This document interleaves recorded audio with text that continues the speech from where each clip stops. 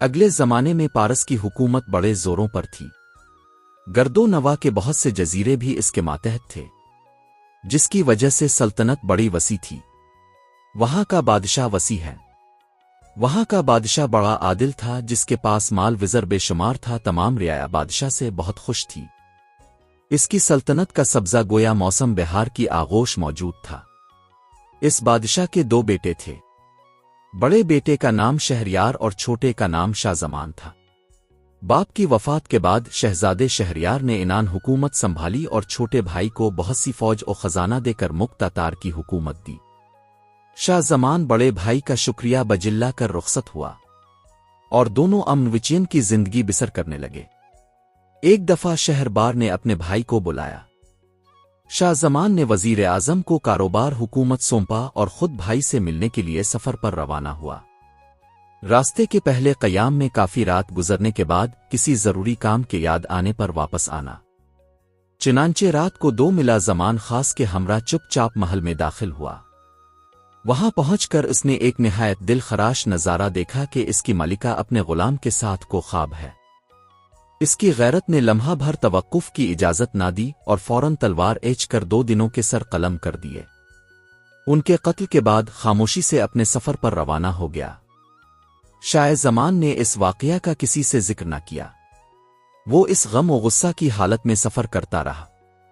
ملکہ کی بدکاری کا دل پر اتنا گہرا اثر ہوا کہ طبیعت ہر وقت مغموم اور اداس رہنے لگی۔ القصہ تمام راستہ اسی رنج والم میں کتا۔ جب وہ شہریار کی سرحد کے قریب پہنچا تو بڑے بھائی شہریار نے علیہ السلام عمرہ وزراء بڑی شان و شوکت سے بھائی کا استقبال کیا اور ایک خاص محل میں ٹھہرایا، جہاں ہر قسم کے سامان آرام و راحت مہیا تھے۔ بڑے بھائی شہریار نے باتوں ہی باتوں میں ملکہ شاہ زمان کی خیریت دریافت کی۔ شاہ زمان نے جب یہ بات سنی تو اس کے چہرے کا رنگ فق ہو گیا اور کچھ عجیب سی حالت نظر آنے لگی۔ بڑے بھائی نے خان کیا کہ شاید ملکہ کی یاد ستا رہی ہے، لہذا یہ سلسلہ گفتگو یہیں ختم کر دیا۔ کچھ دنوں کے بعد شہریار نے دیکھا کہ شاہ زمان کی طبیعت بدستور اداس ہے اور زندگی کی ہر لذت بے کیف نظر آتی ہے۔ جب شہریار اپنے چھوٹے بھائی کو آزردہ دیکھتا تو خود بھی شکستہ خاطر ہو جاتا۔ جب بھائی سے ناسازی طبیعت کے متعلق دریافت کرتا تو شاہ زمان ادھر ادھر کی باتوں میں ٹال دیتا۔ اگر شہریار سیر و شکار کے لیے کہتا تو وہ کوئی اور بہانہ کر دیتا۔ ایک دن شہریار نے شاہ زمان سے کہا کہ تم آج میرے ساتھ سیر و شکار کے لیے چلو، تمہیں فرحت حاصل ہوگی۔ لیکن شاہ زمان نے ناسازی طبیعت کا عذر پیش کیا۔ ناچار شہزادہ شہریار اپنے مصاحبین کے ہمراہ سیر و شکار کو روانہ ہوا۔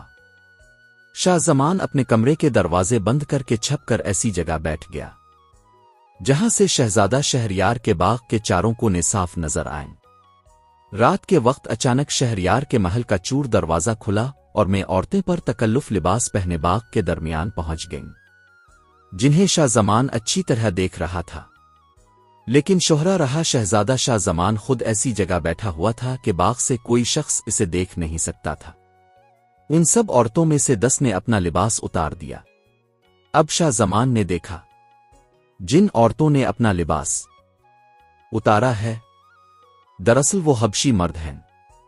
پھر ان حبشیوں نے پہچان کر ایک ایک عورت کا ہاتھ پکڑ لیا کہ اتنے میں ملکہ شہریار بھی باغ میں داخل ہوئی اور مسعود مسعود پکارتی ہوئی آگے بڑھی ہی ہوئی، اور اتنے میں ایک قوی ہیکل حبشی جو کہ شاید اس کی آواز پہچانتا تھا دوڑ کر آیا، جسے دیکھ کر ملکہ بہت خوش ہوئی۔ غرض ان سب نے بے حیائی کو جامہ پہنایا۔ اس کے بعد سب نے حوض میں غسل کیا اور اپنا اپنا راستہ لیا۔ مسعود اپنے خاص راستے سے اپنی جائے رہائش پر پہنچ گیا، لیکن یہ نظارہ شاہ زمان کے دل پر انحیات کا کام کر گیا اور ان کی بے حیائی نے شاہ زمان کے غم و غصے کے داغ دھو ڈالے۔ اس نے دل میں کہا کہ دنیا میں صرف میں ہی مصیبت زدہ نہیں ہوں، بلکہ میرا بھائی مجھ سے بھی زیادہ گرفتار علم ہے۔ وہ ایسی شان و شوکت کے باوجود بھی اس مکر و فریب کی حفاظت نہ کر سکا۔ شاہ زمان نے سمجھ لیا کہ عورتوں کی فطرت ہی ایسی ہے اور بے وفائی ان کی رگ رگ میں داخل ہے، لہذا اس کا سارا غم جاتا رہا اور اسے یقین ہو گیا کہ عورت اپنے شوہر سے خیانت کرتی ہے، لہذا اس نے فوراً سامان خورد و نوش طلب کیا اور خوب سیر ہو کر کھایا۔ जिस चेहरे पर हर वक्त हसरत और गम बरसता रहता था, अब इस पर फारिग अलबाल की सुर्खी नाचने लगी, और जो चेहरा गमज़दा मालूम होता था, इस पर बिहार की रंगीनी बरसने लगी, और चंद दिनों में सेहत कुल्ली हासिल हुई और खुश और खुर्रम नजर आने लगा। चंद रोज के बाद जब शहजादा शहरयार शिकारगाह से वापस आया तो छोटे भाई की हालत में नुमाया तब्दीली देखकर बाग बाग हो गया। दोनों भाई बड़े प्यार और मोहब्बत की बातें करने लगे। अलगर्ज शहरयार ने भाई की तबीयत में गैर मामूली तब्दीली देखकर ताज्जुब जाहिर किया और पूछा कि ये क्या राज है? जब तुम आए थे तो तुम्हारी तबीयत बहुत मगमूम थी, लेकिन अब तुम्हारी तबीयत पर सुकून देखता हूं। अब मुझे बताओ कि इसकी क्या वजह है? पहले तो शाहजमान ने इसे टालने की कोशिश की, लेकिन जब हद से ज्यादा भाई का इसरार बढ़ गया तो शाहजमान ने सारा वाकया कह सुनाया। शहरयार की आंखों में अंधेरा छा गया और कहा कि मैं अपनी आंखों से भी देखना चाहता हूं। अब शाहजमान ने कहा कि किसी रोज अब शिकार पर जाने का ऐलान करें और अब रवाना भी हो जाएं, और फिर रात को अचानक महल में वापस आकर ये तमाशा अपनी आंखों से देख लीजिए। चुनांचे इस तरह तयशुदा इंतजाम पर अमल करके महल में दोनों भाई बैठ गए। रात के वक्त हसब दस्तूर चूर दरवाजा खुला और मलिका प्रोग्राम तमाम साथियों के हमरा आ गई और पहले की तरह ऐश करके चली गई।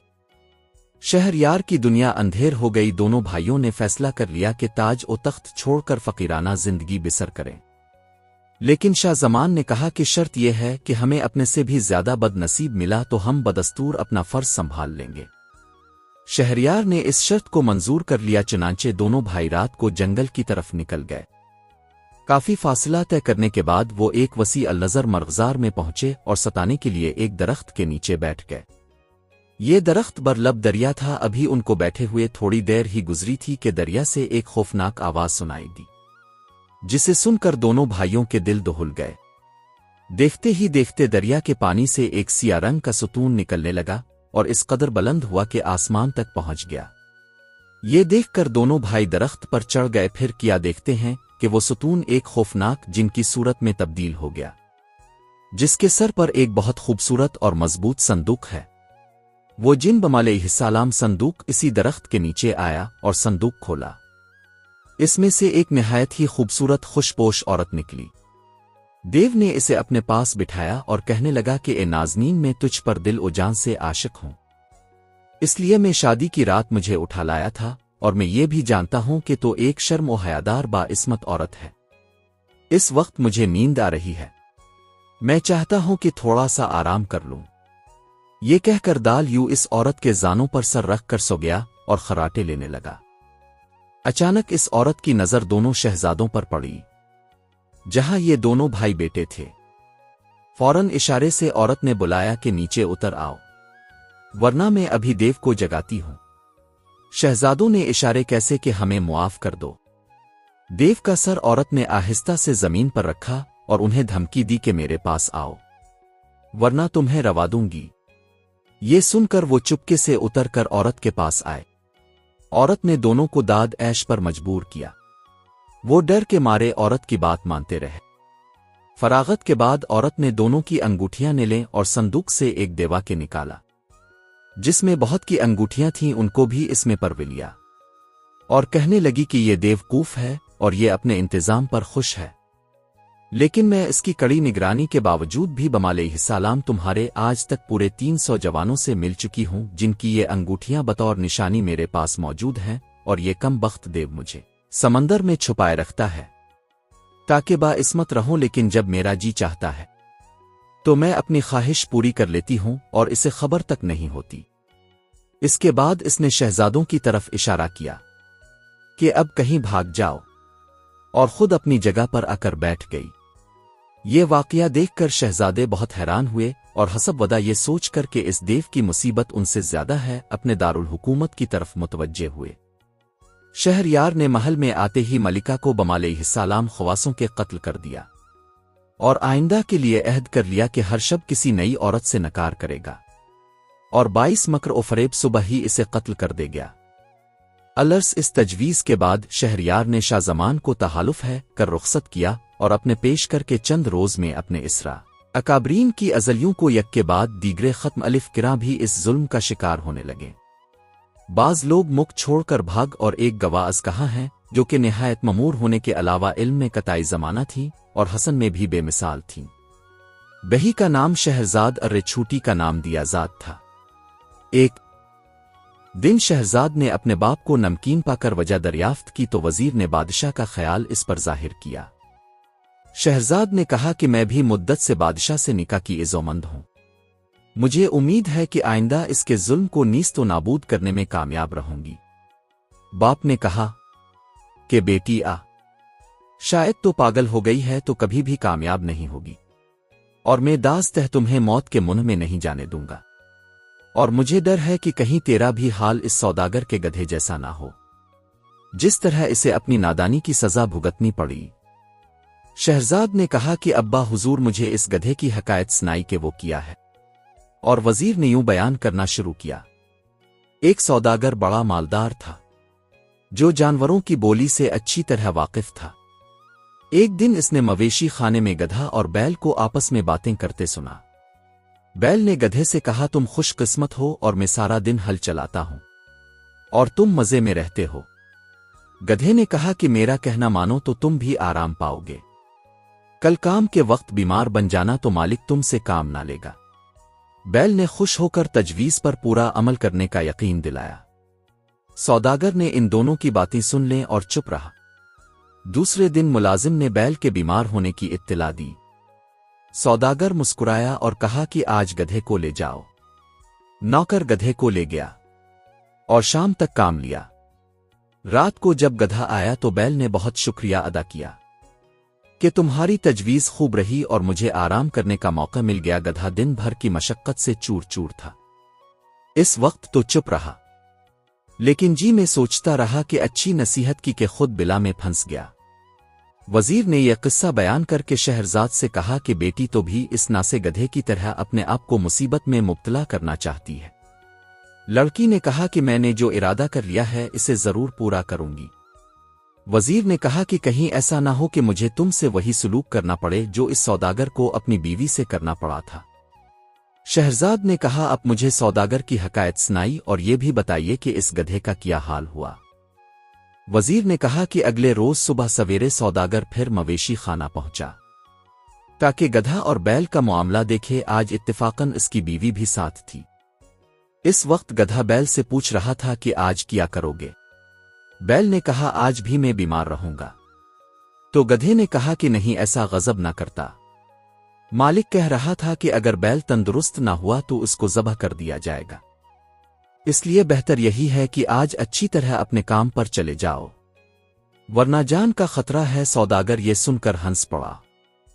اس کی بیوی نے متعجب ہو کر پوچھا اب کیوں ہنسے؟ سوداگر نے جواب دیا کہ بیل اور گدھے کی باتوں پر ہنسی آ گئی تو بیوی نے دریافت کیا ان میں کیا گفتگو ہوئی۔